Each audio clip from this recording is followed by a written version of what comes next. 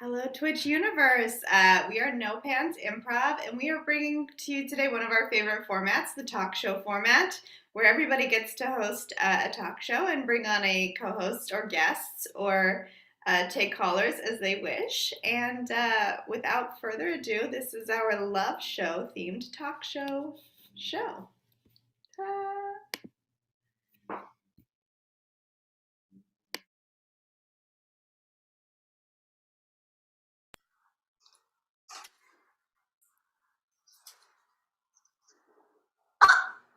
I am so happy to be hosting this show with you today.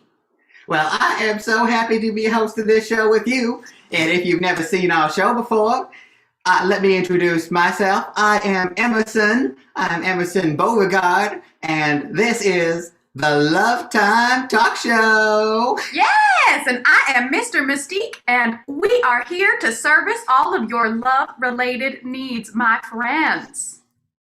Now let's start off with a question that we get so often from the audience. Mr. Mystique, would you care to read out this question? Oh, I would just love to read out this question. Okay, so it seems like there's a lot of misinformation out there about what constitutes good lovemaking. And so our readers always want to know, how many minutes should you spend on the foreplay? Yes, of course. Now, as we all know, this is a very divisive question. There are lots of people, and we don't approve of this, who will skip straight to the action. Now, boo! I literally cannot lower my arms, but if I could, I would be doing a thumbs down right now. Oh my goodness, my dress just fell off. Hold on 1 second. I will be right back. That Emerson, he is always getting up into trouble. So as he was saying, foreplay is a hotly debated topic, and some people don't spend enough time on it. I'm going to say, on the other hand, some people spend too much time on it. You know, you gotta get to where you're going sometime. That's what I say. Well, I did not find my dress, but I did find this extremely large potato, so now I am wearing this potato. Oh! Mr. Mystique! Oh my goodness, you came prepared today. I just got so excited seeing you in that potato. My potato. Well, I think we've all looked at a potato and thought some things that farmers only think usually. That's true. I think we're ready for our next question. Yes. And the answer to how much foreplay should you do is exactly the right amount. Yeah, you gotta talk about it with your partners. Yeah, communicate. Mr. Potato, I'm sorry, I called you Mr. Potato, but that's not your name. I just, I tapped into my own fantasies. How long do you like to spend on foreplay? Well, it depends. In some cases, I want to jump straight to it after like only a few minutes. Mm-hmm. But sometimes I just want to take it slow. Simmer me, boil me, just any kind of long, slow, luxurious building of the heat inside me. If I could be a baked potato, I think I would just explode with joy. Ooh, that is a steamy image, Mr. Emerson. Ooh. If I could move my arms, I would be fanning myself right now. Oh golly, I'm so glad we cannot, because the steam in here is making me think I'm going to be a steamed potato. I don't even know what that is, but I like it. That's how all the best kinks start. You're not quite sure what it is, but you like it. And that brings us to our next question, which also comes from the audience. There is a question saying, I am wondering if I have explored this new kink online. Mm-hmm. I have consumed some online material about it, but I want to find some other people who are into it. I want to make this a part of my actual life. So how do I go about doing that? I mean, I can't just walk out on the street and shout about it. So what do I do? It's a great question. And for all you vanilla folk out there, we don't judge. But for all you vanilla folk, we have our own social media site called FetLife. The Fet stands for fetish, which is kind of what you're talking about there. And so if you're feeling like you need some kink community, just make yourself, it's just like a Facebook profile. Actually, when I did it, I live streamed it on Facebook so that people could know what you have to answer. So That's all I'm saying. Go to FetLife, find your people, do what you want to do, but do it safely. That is fantastic advice. Now, I think we have a special treat for our listeners before the end of the show here, because we actually have a special guest coming on. I'm so excited! Now, would this special guest like to introduce themselves? Oh, here they come. Oh! Here they come. Hi. Well, hello there. My name is Samantha. Samantha, it is so nice to meet you. Now, you are, in fact, a disembodied floating member. Is that right? That's true. I'm a phallus, but you know what? I want to correct some misconceptions. Namely that we are only around for our own pleasure. I do a lot to take care of all of you out there, okay? I do a lot. That is so nice to hear, Samantha. And I think all of us here at the Love Time Talk Show appreciate the hard work you do, and the work you do hard. I know I do. Well, that is all we have time for on this segment of the Love Time Talk Show. Coming up next, we have another wonderful segment for you. So hold tight or hold loose, however you prefer to hold it. We don't judge, and also that surgery don't work, honey. You are perfect just as you are. Yes, you are perfect, and you do what you want to do, as long as it is safe, it is sane, and it is consensual. Yeehaw! Yeehaw!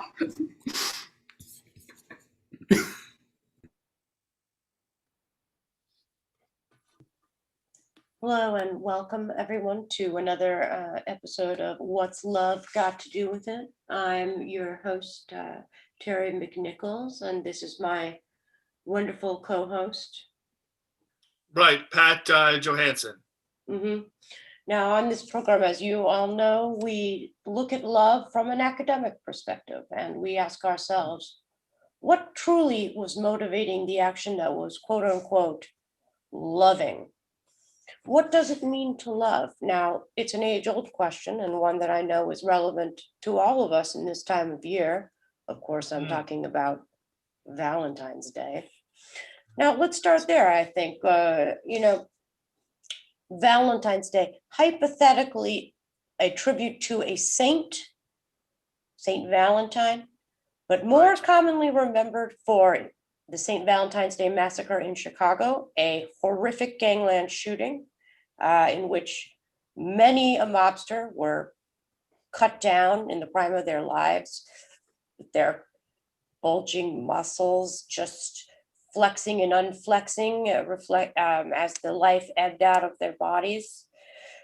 Yes. Horrific waste. It was, and it led to the I believe it was the Hallmark Card Company in 1937 to create the first mass-produced Valentine's Day cards, which then led to the modern Valentine's Day that we know today, which is allegedly a holiday about love, but my own thesis that I've written is that it's a largely manufactured holiday that it's simply created by corporations to make people buy things. It is an obvious and contemptuously thinly disguised send up to consumerism. Now, that is the thesis and theme of this program always, that we do not buy into the syrupy commercial narrative that the only way to express love is to buy someone something. Now, historically, the best way to express love is free. It is copulating. If second choice, a hug works. Mm-hmm. Yes, but the Greeks had many different terms for love. Certainly they had terms that involved copulation, but also terms like like filios, like brotherly, sibling, sisterly kind of love. They had, in addition to, of course, the eros that you mentioned. They also spoke a lot of thetos, the love for one's community, which I think is also an often Very overlooked. relevant. Yeah, often overlooked. The several Inuit peoples have like something like 700 words for snow. I think that when we talk about this quote unquote love, we can all agree that we are vastly oversimplifying a very complex set of behaviors and emotions. Now, today I want to talk especially about the rituals we associate with Valentine's Day. Now, we've already debunked the myth that it has some religious basis. We've debunked the myth that it's some organic celebration of love. But what we haven't really managed to quite face head on is the ritualization, the fetishization of the gathering on a Valentine's Day. It's about as if the only way to express love would be for you as a human being to do something thoroughly unthoughtful, which is to take another person out, squire them, if you will, to a restaurant in which you will offer to pay and probably will end up paying depending on who your date is. Bury them in a pile of jewelry and then let them swim out on a lazy river made out of champagne. That is trite. That's what we call trite. But where did that ritual come from? Well, it's fascinating that we talk about that. Once Hallmark had established their gift card industry by about the mid-1950s, they entered into a collusion with the Las Vegas Restaurateurs Union. And Mobsters again. Yes, no, it was the famed 1956 steak and a gift and a diamond, steak gift and a diamond dinner, I believe is what they had called it at the time. And they offered it in the Sands Casino, as a matter of fact, and it just took off like gangbusters, if you will allow me the pun. And it spread from there, and pretty soon, by about 1967, nearly every city had some sort of arrangement like this, and it just has become part of our modern culture, for better or worse.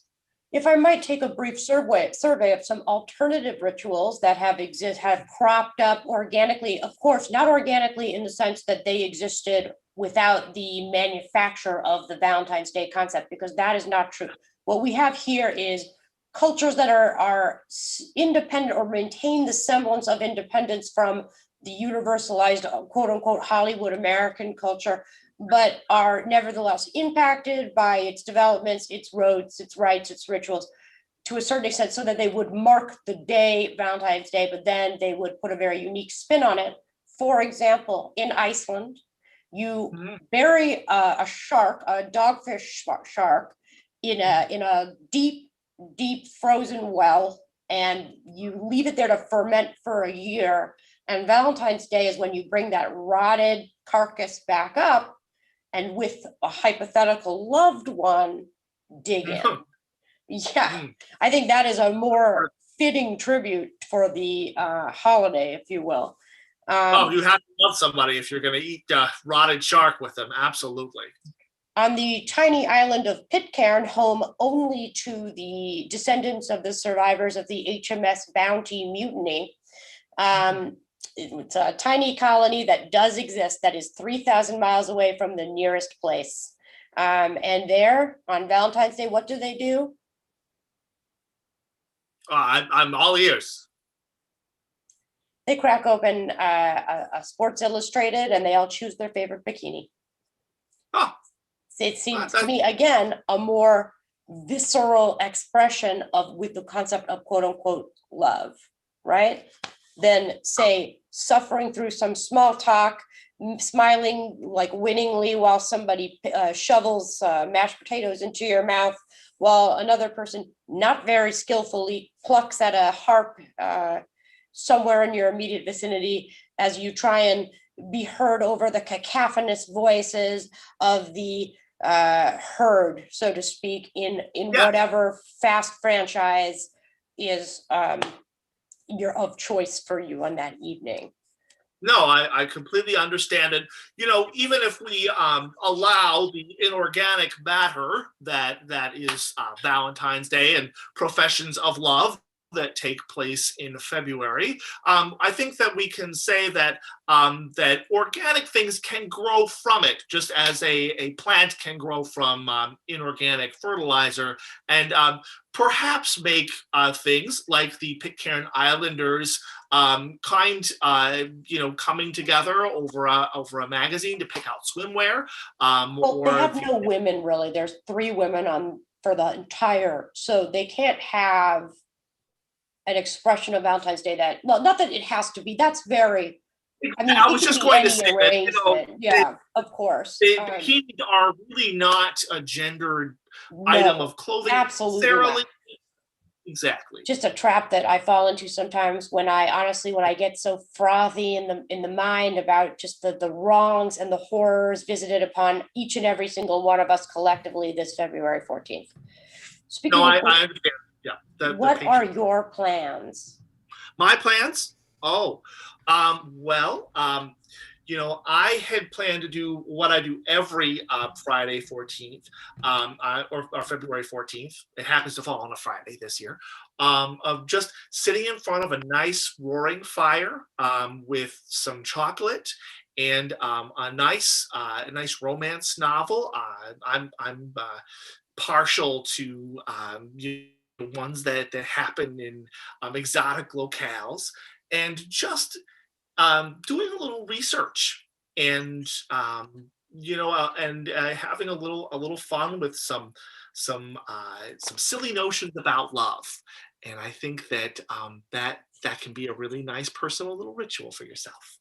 No, I don't spend the day by myself because I would get very depressed. No, my live action role playing squad, we assemble and we form a circle of power and perseverance as we collectively internalize the damages and the trauma associated with the day that has historically been very unsuccessful for me, and then overcome it symbolically with some swordplay, some role play, swordplay. You just get right over that silly made up holiday and just slice it in two with a katana blade or something, and then we can just sit down and write a nice academic paper. We don't. I mean, for an academic, to say a katana blade as if we would use a katana. We don't use katanas in a medieval society. They don't have. It's a broadsword. Yeah. Mm-hmm, mm-hmm. I mean, I don't know. I'm just assuming I shouldn't have. Perhaps a maul, yeah, or a pickaxe would be acceptable. A bludgeon is a literal thing. This Valentine's Day, do remember to properly class your weapons by historical period and utility. Okay, well, any last words you have to say to our adoring fans before we scatter into that night? I have a last word. We are going to be co-releasing a important academic paper about claiming March as self-reclaiming month. And allowing for March 14th to become a new holiday that we're petitioning Congress for in the United States. We're hoping it catches on around the world, called You Day, where you just get the chance to celebrate yourself. Where incels become excellent. Well, that, and I think that just people can get over this silly idea about needing somebody to complete them. But it's a day of celebrating the lack of romantic success, and I want that to be clear, because it's not just for the winners out there who are just like doing so great. It's for those of us who have maybe not known the physical touch. Exactly. Yeah. Exactly. Thank you. Thank you. Yeah. Okay. Thank you. Good night.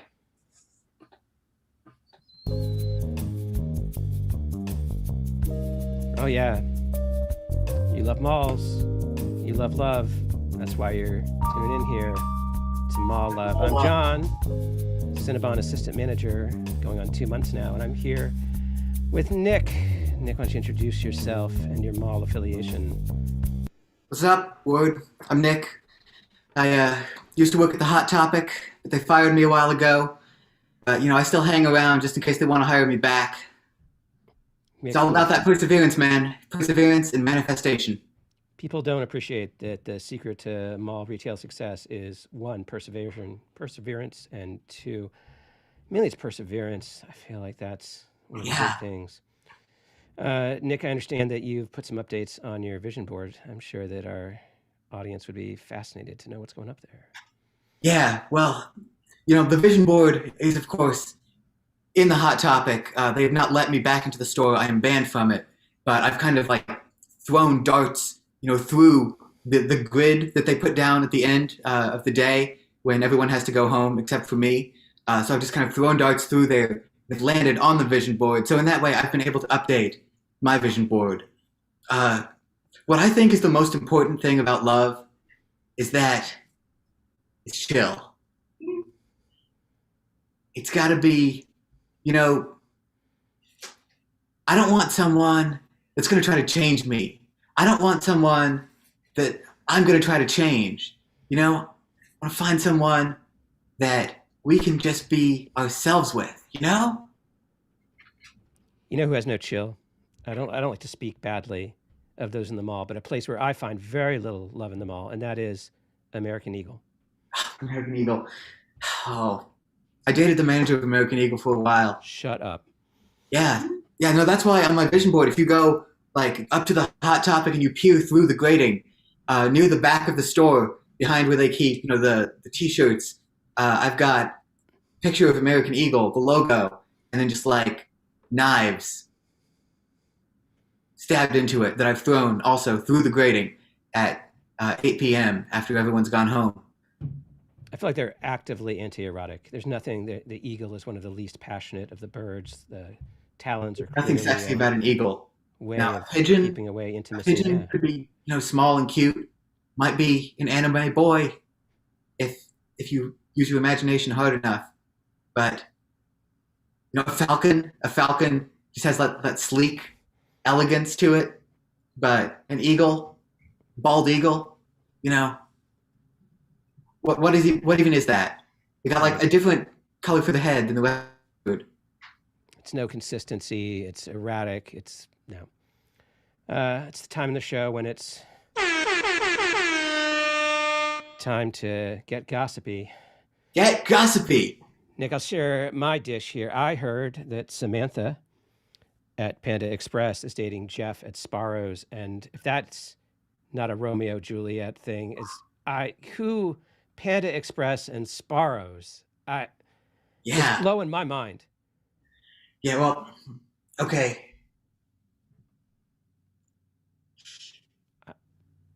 Between you and me. Yes, it is happening. And yes, I may have set them up. What? Right. Yeah. I asked them to try each other's food. And then, while one of them was chewing delicious noodles, the other one was eating that pizza, their mouths just came closer and closer because they were attracted to their original food. So they wanted to eat it from each other. They just got closer and closer. Then I took their heads and I was like, now kiss. And they did. Love can't be left up for chance all the time. Sometimes it needs a little bit of nudge. Right. When I said I don't want controlling in love, that means I don't want anyone controlling me. I'm totally cool with controlling other people's relationships. I was wondering, I'm sure, I want to be clear, I'm sure you're going to get back into Hot Topics. But if you were to end up in a different mall retail, I'm sure a lot of people would be interested. You know, onboarding's difficult. How do you join a new retail establishment in the mall and springboard to love? What would you want others who are sort of new to the game here to know? Well, I've got a process. I've kind of written it down. Don't have a great memory, so it's a one-step process. And the process is just go there and do it. Just do it. If it's a thing you want to do, you got like a choice in front of you, like a fork in the road, left or right, up or down, hot or cold. Do it or don't do it.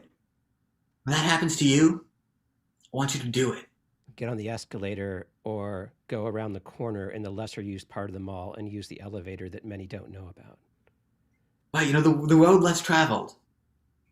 I've had many, many great, fantastic love connections happen in an elevator. Mostly because the elevators in this mall frequently break down. And Break down so often. They really yeah, do. we just kind of have to sit in there, talk about our feelings, wonder if we're going to die. And, eventually we start asking each other the questions that lead to love. Like the 17 questions. It was in the New York Times or something. I read the eye contact and sometimes I've been experimenting. I read that if you maintain eye contact, I think it's for 15 seconds. And I've been, as you know, I still sometimes struggle ever since Brandy decided to transfer to Longwood Mall. Yeah. I've been trying to put myself out there. So I go up the escalator while I was going down the escalator. And I just try to make that eye contact, right? You try to make that connection there and see where it goes. See if they come back and they're like, oh, wait. And they suddenly get up and take the escalator behind you. It hasn't happened yet, but I'm a romantic. I believe it's gonna come through. Okay. Manifestation is the name of the game, man. You just got to believe. When I was working at Payless Shoe Source, I worked my way up to Hot Topic. It's like a hierarchy of stores. There absolutely is. Payless, pretty close to the bottom. They just got shoes. Hot Topic's got T-shirts. They got everything. When I was working there, I felt like I was going to get somewhere, but the thing that was standing in my way was a lack of vision. So I started my vision board.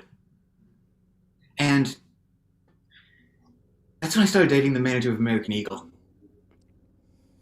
Because I thought American Eagle is a bit higher on the rank. I thought I could climb the ranks. That relationship wasn't right for me. That manager, he just thought that everything should be done one way. Life should be lived one way, the American Eagle way. We all know that's not true. American Eagle is like the worst way to live your life. It's just, it's like Gap in '97. I mean, if we're going to be really honest here. Exactly like Gap in '97. So. Like Sears, no vision. They could have gone online. They could have taken that catalog digital, but instead they just let their business flounder. So I think love can be most accurately described as running a small business in a mall. You got to put out things that are going to attract people, right? Right. People are going to want your business. Then once you've got them, you've got to keep them hooked. You've got to be fresh and new. You don't want to offer them one thing and then they get nothing else, right?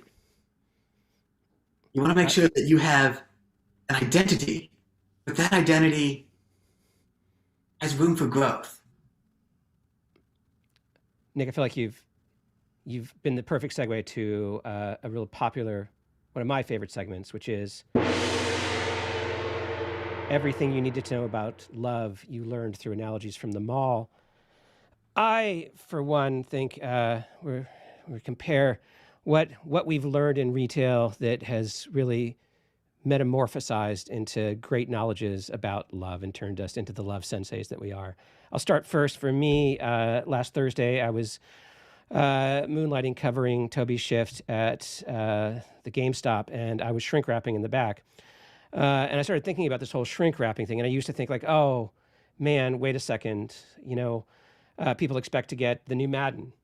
And what they don't realize is that there's a reasonably good chance that the Madden they're getting is actually a Madden that was returned by someone else for any number of reasons. But if the manual's in good shape and the disc is there, we put it back in the case, put it in the shrink wrap, and run heat over it. And I thought it's deceptive. But then I thought, isn't it always like that? That do we really end up with anyone new? That we all carry our own history and baggage, and maybe we don't need to know about it. Maybe we get so intrusive that maybe we just need to, accept people where they are now instead of sort of being the one saying like, no, take your baggage down. Like, no, I need to know who owned this game beforehand. I need to know, who you've played with before, when maybe it's okay to just imagine it as new.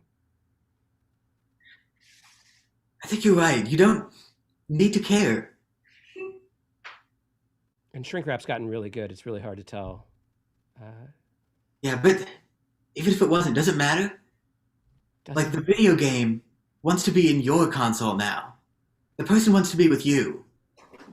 And maybe their previous relationships were different. Maybe they got something different out of those relationships than they're getting with you.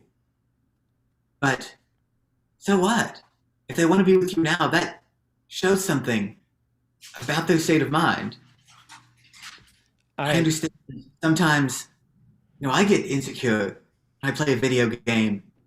Maybe my Xbox is not as powerful as the previous person's Xbox. Maybe my PlayStation has a disc player that's just a little bit scratched, and the last disc player that played this video game wasn't scratched at all. But the game wants to be with me now. So, I am enough. You're enough. Also, I can't notice I think we're hitting our 10-minute break time. I just notice I might be getting in trouble if I'm not back before there. Yeah, I've been on break for about 3 months ever since I was fired. The moment I mentioned that, I started feeling like, oh, you're being such a dick. You kind of hurt my feelings there. Just bringing up how you have a job, I don't. It seems like a bit pointed. You know what? I love love. I love you. I love malls. It's going to come together. I am adding you and your success to my vision board. And I don't want to jinx it, but I just want to go out with this point. I wasn't going to mention it because it felt a little bit squirrely, but last night I dreamt of you working as the full regional manager of a Cinnabon. There, I said it. John, you don't know what that means to me. I'm looking at that warm goo coming right your way, Nick.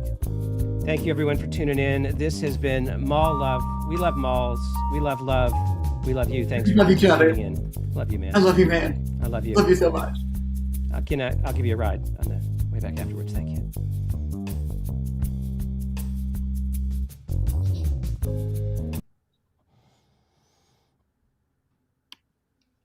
What is up, my dudes? This is Bobby Lays, your friend B-Lays Blaze, coming to you from the same place I come to you every week, my couch, for this week's very special segment of Couch Potato Love. Yes, I hope you all have your little potatoes, represent your hearts, because today we're celebrating actually a very special anniversary. It's been 11 months since most of us stopped wearing bras. It's been 11 months since most of us left our couches. It's been 11 months since most of us put on pants. And I know for a lot of my viewers, it's been a very productive time. Some of you started off with roommates, people you'd hang out on the couch with. You're in love now. Some of you have found the fact that you're no longer expected to go out on dates and meet humans to be very freeing, out there in the internet world. So without further delay, I'm going to go ahead and spark up those doobies. I'm going to bring on my co-host. Let's have Alyssa Montgomery. Alyssa, are you with us for today's segment of Couch Potato Love? I am, and I've got my spud right here. I am so ready for this. I am baked, steamed, and mashed for this. Yes, yes. And, well, as you know, Alyssa, it's been 11 months now since the world, collectively at large, has really embraced couch potato life. How are you feeling on this very special anniversary? Yeah, I'm honestly feeling really choked up that we've made it this far, Bobby. You know, I think back to 11 months ago about the first time I took a potato and I put some toothpicks into it and I put it into a cup of water and I watched it sprout.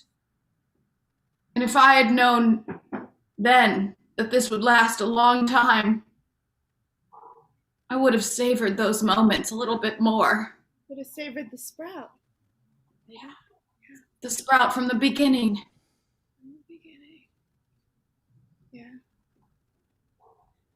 Yeah.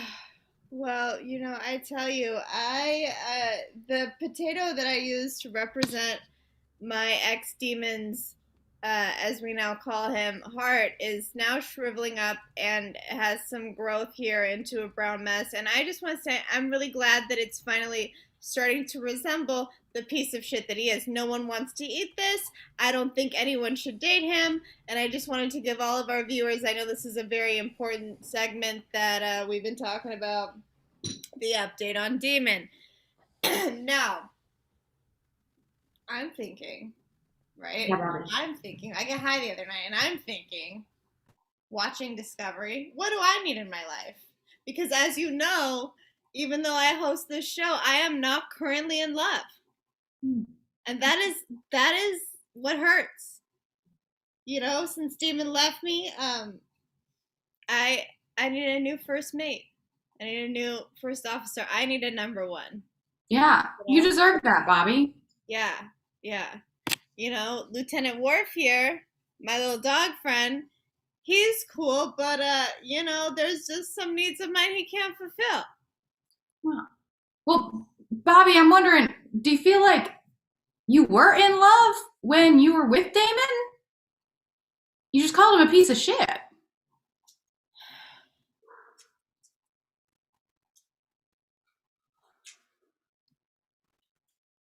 Yeah. I mean, to be honest with you, Annette, I think that the reason I think he's a piece of shit is because it hurts so much that Here, use my spud to wipe your tears.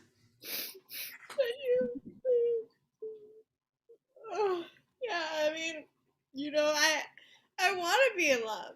Bobby wants to be in love. That's what I was put here on this earth for, to cuddle on the couch with somebody, you know, to Netflix and chill with somebody, to order some Thai food and never leave my house again with somebody. And then I gotta tell you, my search is. I'm sorry. Let me bring it back together. My search is all right. You know, I've been talking to several people on the apps. I'm waiting, you know, maybe for one of them to come over with the mask and hang out on the other couch, maybe 6 feet apart, and see how that goes. That's great, Bobby. Yeah, thank you. Yeah. I'm so proud of you for putting yourself back out there, bud. I feel that. That means heart potato to you, Annette. Heart potato. Thank you. Yeah. Well, what do you have to share with us today, or should we move straight into the portion of the show where we take callers? How are you feeling? Oh, I do have some updates to share with you. So as you know, I've been looking for love, and I've been using OkCupid, and I don't know, I was kind of worried about telling you this, Bobby. I opened my bubble to someone else. That's great. He's so dreamy. We spent hours talking about all our dreams, and we talked about our favorite books, and he bought me a big bag of baby reds. Oh, Like he gets me. little, just little baby reds. That's Yeah. someone to smash reds with. That's all you want. Yeah, all you want is someone to smash reds with, and I've gotten to the place in virtual dating where now it can become IRL dating. Wow. And so is this person on your couch there with you today?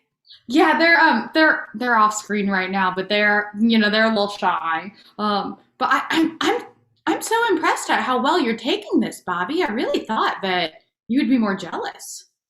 You know, and I can see why you would think that, because it's been hard for me. I'm not gonna lie. It's been hard for me. You know, these last 11 months, they've been my dream as a couch potato, and to have no one to share them with recently is rough. You know, Oh. my heart, my little potato heart really feels it. But I host this show to help all couch potatoes find love, and I think the fact that you found love is just makes me feel like there's better chances for me out there. You know what I mean? And I want to support that love, and I want to meet this person, and I'm just so happy to hear it. Bobby, that just warms my spud heart. Well, they actually just got off of the couch. Would you like to meet my bubble mate? Bubble mate, yes, of course. Bring him on the show. Come on, honey, come on.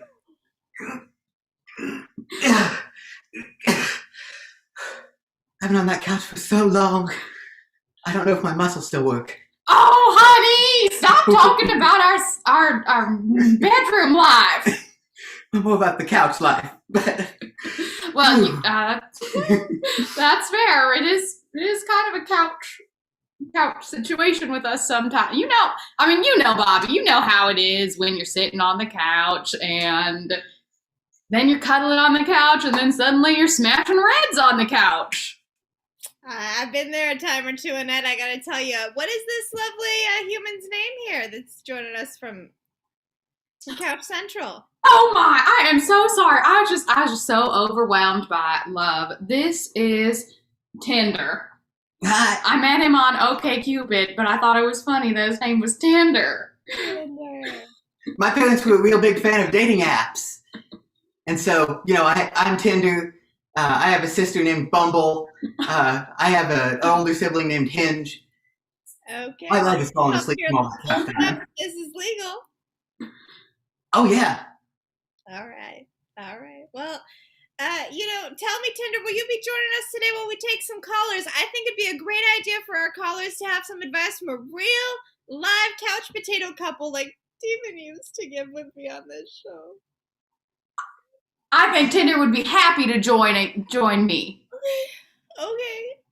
Well, you've got the Blaze line. Anyone wants to spark a doobie, call us up. Let us know your name. Let us know where you're from. We'll take questions. And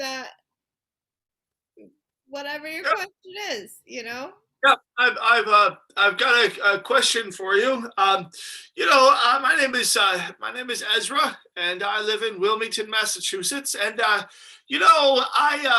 I'm not as hip with all of these dating apps that you all talk about, and I'm curious, how can a slightly older but still viable couch potato meet someone to go to seed with, as it were? Oh, yeah. Thank you so much for calling. First of all, I want you to know the most important thing we always remind our couch potatoes is age doesn't matter, because the barriers to entry for couch potato love are low. You don't have to go on a hike if you don't want to. You don't have to cook if you don't want to. You could order in.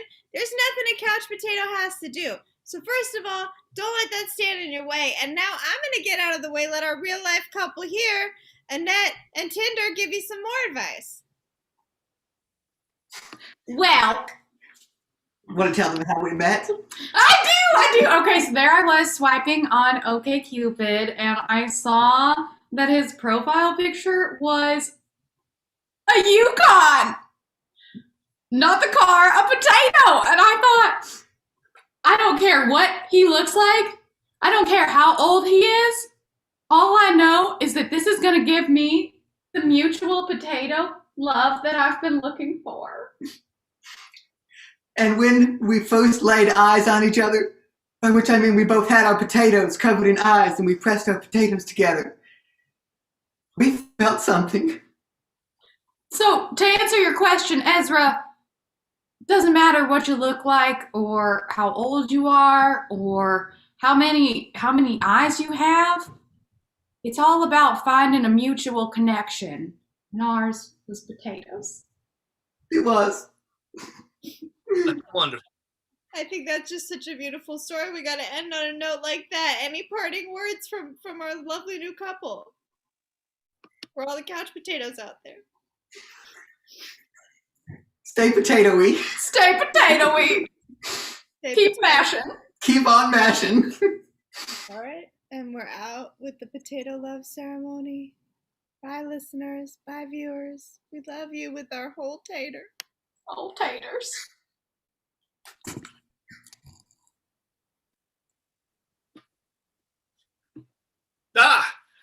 Hello. I am Philippe, and I have my co-host with me here. We are talking with you about love from away, which has been a difficult topic, with these times of COVID, but normalcy will return soon. And it's important, if you are looking to find love, that you have this tool in your arsenal if you wish to find someone. Am I not correct? I think you are absolutely right. A lot of people think that love is something that you can cast aside when times are difficult, but with enough priorities and, of course, wealth, I think we can all recenter on the importance of amore. Exactly. No, you are 100% right, Jean-Paul. I think that it's important to remember that love is not something that you can only find on a dating app, though they can be useful. I think there are more important things like expanding your horizons or trying to find new places where you can find a suitable match. Many people think that, it's the penultimate to find the love. But what is love without caviar? What is love without jetting to the Riviera? What is love without spectacle? And so... My philosophy, yes. No, I agree with you completely. I feel like my philosophy really on this matter is that love isn't love unless, or you haven't tasted love fully unless you've tried it from away. When love is at home, it is pedestrian, right? There's nothing unique about, look, it is love in the cafe I go to every day. What is... where's the pow? Where's the spark, the zhuzh? No pop. No pop. No, you need to sometimes, break out of the 50-mile or 100-kilometer radius that you have set up on Tinder or OkCupid and just go to a completely different city. Find someone new and sexy and meet them and fall madly, passionately in love. Jean-Paul, I must ask you, in those times when we could travel together, what was your favorite city for love in the entire world? It is a trick question you're asking me, and you know it. For me, there is nothing more romantic than love in international seas. When we are aware, we have fled regulation and countries and nations and states and laws and mores, and we are just where we are free. And that to me, it is best. But if not there, I shall say, cliche, I do like love in Amsterdam. Oh, very nice. I think in both places there's something to be said for shedding one's identity and being naked and vulnerable there with the other person and saying, look, this is who I am. You will take me or leave me, but preferably you will take me right now. I'm getting Yes. concerned that you were on my last trip, because that is what verbatim was the foreplay between me and my lover at the time. Oh, fascinating. Well, I think that some things about love are common, no whatever culture you are in. And I think that we have inadvertently stumbled upon one of these things. I think for me, perhaps my favorite city for love is Milano. Oh, Everyone there is so beautiful, so fashionable. It's like, even if you watch your grandma walk down the street, she is wearing beautiful shoes and carrying a Gucci handbag, and from behind she looks even as beautiful as she did maybe 50 years ago, But Jean-Paul, I must say that looking forward to being able to travel again, for our final thing that we will discuss, what's the thing that you are most looking forward to about love and finding love when you travel? if I'm being honest, if I'm admitting, I wish to find love in a hotel with a bidet. There are no bidet. I am trapped bidetless, and I find it difficult. I find it difficult to open up without a proper bidet. Oh, Jean-Paul, don't tell me. Are you in the United States? I'm so sorry. Oh, Jean-Paul, you have spent the last 11 months bidetless in that place? No, that's it. As soon as possible, I am boarding the nearest Learjet and spiriting you away to a place where there are bidets and proper chocolate and lovers who love lovemaking. And you, if you are listening to this thing, need to do those very things as well. I wish you much luck in your love whilst you travel. Au revoir. Au revoir.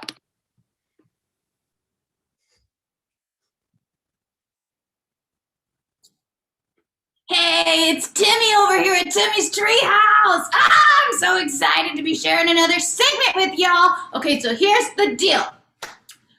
Mom says that pretty soon I'm gonna start liking girls. And I don't know. I know my grandpa has liked girls for a really long time because he's been with my grandma Suzanne for at least 50 years. And so I thought I would bring Grandma onto Timmy's Treehouse. Or wait, I was gonna bring Grandpa. That's what I meant. I'm sorry. I get so excited because Grandpa is gonna talk about his relationship with Grandma when we get him out here to Timmy's Treehouse. Well, yes, thank you for having me on your treehouse, Timmy. I'm very pleased to be here. You're so welcome, Grandpa. Okay, so question number one. What made you start liking Grandma? Well, we lived in a rather remote section of Nebraska. There was about just 200 miles of farm to the closest town, and of the 100-mile radius, there were but 3 girls of marriageable age, and 2 of them had unspeakable disfigurements. So it was a good match. We both had all of our fingers. Grandpa, are you saying you only married Grandma because she was one of 3 people and the other 2 were ugly? I am saying that those were simpler times, Timmy. Simpler times. Okay. So my thought from that is look for pretty people. Yes, and double check. They will trick you. Check that they have all of their fingers and all of their toes. Okay, I'm gonna write this on the whiteboard in Timmy's Treehouse. All fingers and toes. Check. All right, Grandpa, I'm here for the second question, and I'm wondering. So you met Grandma. Yes, I did. Yes, I did. How'd you get her to stay with you? Well, again, these were different times. We paid a dowry. It was sizable, and she was then contractually obligated to stay with me until should I choose to release her, which I dabbled with the idea a couple times, but I did not. She remained chained to me faithfully. Grandpa, are you saying that Grandma is basically your indentured servant? It's like that, but with a little bit more intercourse, and by that I mean dialogue. Okay, so I guess the takeaway from that is be more than just an indentured servant. I would recommend that you really, if you find a lady you like, you lock them, or a gentleman, anyone you like, okay, you lock them down. And if you can do it contractually, then more power to you. But if you have to do it with emotional machination, that is an option that is as old as time itself. All right. So adding that to the whiteboard in Timmy's Treehouse. Number 2, lock them down. And just for all y'all watching out there, number 1 was all 10 fingers and toes. So we got all 10 fingers and all 10 toes, and 2, you lock them down. And now, Grandpa, this might be a little personal question. Grandpa, how come you wanted to stay with Grandma that whole time? I mean, 50 years is a long time. Lot more ladies now. Well, I'll tell you, Timmy. We got married, and she looked so lovely in her dress, and just was pretty as a peach. And we whisked her away and onto a honeymoon together. And it wasn't until we got home that I started to notice the dogs and the cats going missing in the neighborhood. It was, at first, I thought a coincidence, and I thought nothing of it, and Grandma seemed happy in her life, baking and homemaking, and she asked if she could have a job, and I'm very forward thinking. I said, go for it, just be home to make me dinner. And it was only when things escalated a bit, and I saw there were children who had well, they didn't go missing at first. They just seemed skittish and afraid that the kids on Halloween wouldn't come by the house. And I realized around that point that I was dealing with a very special lady, a very, very special lady, one who you do not want to cross. And so Grandpa, are you saying Grandma's a witch? I do not use those terms. I dedicate my life to serving her and facilitating her on the Samhain and every other day, but we don't use that word. Okay. So my takeaway from this one, Grandpa, is don't call your future spouse a witch. No, do not. And if it rhymes with witch, or if it rhymes with redundant, don't use those words. Nothing like that. Okay, adding that one to the list here at Timmy's Treehouse. So we got number 1, all 10 fingers, all 10 toes. Number 2, lock them down. Number 3, don't call her a witch. No. Did someone shout the word witch over there? No, Eileen, no. Timmy just got excited and started having one of his hysterical fits again. All right. Grandpa, I gotta get out of here before something happens. I'm spooked. I just saved your life, boy. Thank you. I love you. I'll see you later for dinner. Okay, just make sure you aren't dinner, if you get what I'm meaning. Timmy, where are you, my boy? And that's our show. Thank you very much. Good night.